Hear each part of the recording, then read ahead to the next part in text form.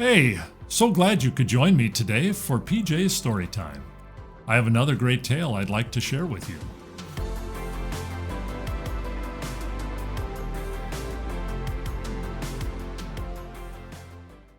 A little red hen lived in a barnyard.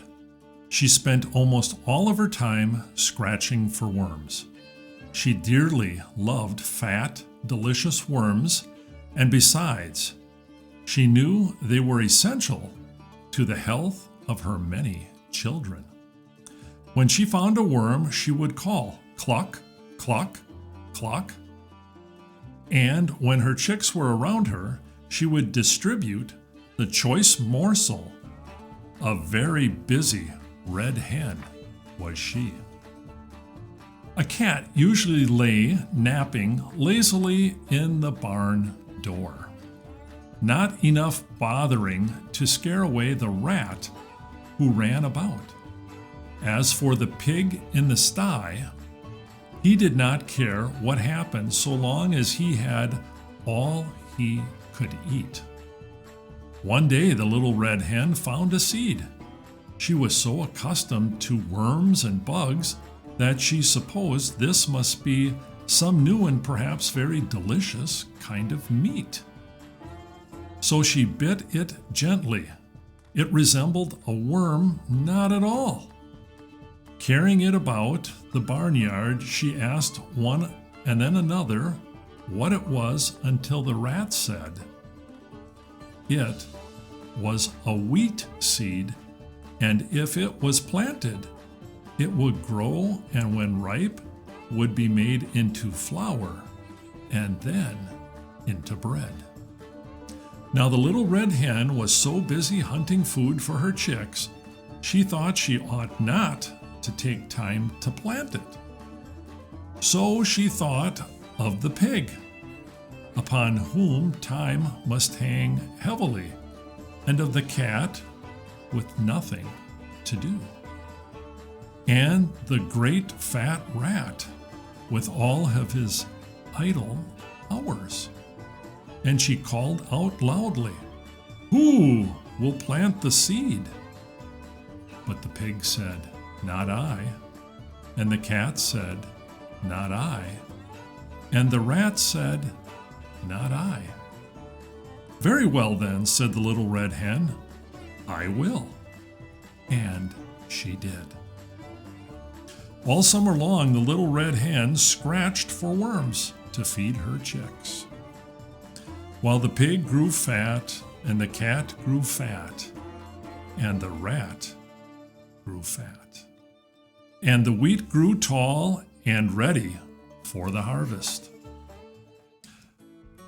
So one day, the little red hen noticed how large the wheat was and that the grain was ripe. So she ran about briskly, calling, "Who will cut the wheat?" But the pig said, "Not I." And the cat said, "Not I." And the rat said, "Not I." "Well then," said the little red hen, "I will." And she did. She got a sickle from the farmer's tool shed and cut off all of the big plant of wheat. On the ground lay the nicely cut wheat, ready to be gathered and threshed.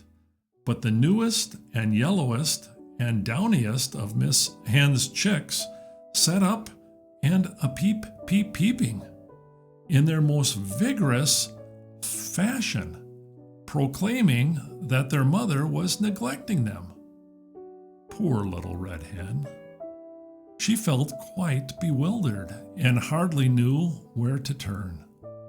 Her attention was sorely divided between her duty to her children and her duty to the wheat, for which she felt responsible. So again, in a very hopeful tone, as she brooded her chickies, she called out, "Who will thresh the wheat?" But the big pig, with a grunt, said, "Not I." And the cat, with a meow, said, "Not I." And the rat, with a squeak, said, "Not I." So the little red hen said, "I will," and she did. Then she called out, "Who will carry the wheat to the miller for grinding?" Turning their backs with snippy glee, that pig said, "Not I." And the cat said, "Not I." And the rat said, "Not I." So the good little red hen could do nothing but say, "I will," and she did.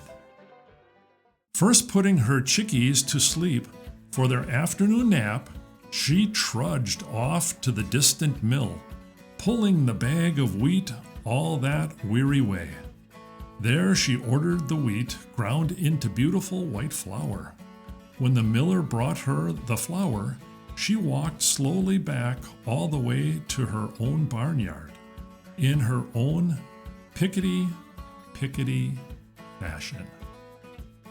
She even managed, in spite of her load, to catch a nice juicy worm now and then, and had one left for her babies when she reached them. Kind little red hen. Those cunning little fluff balls were so glad to see their mother. For the first time, they really appreciated her. After this very strenuous day, Miss Hen retired to her slumbers earlier than usual.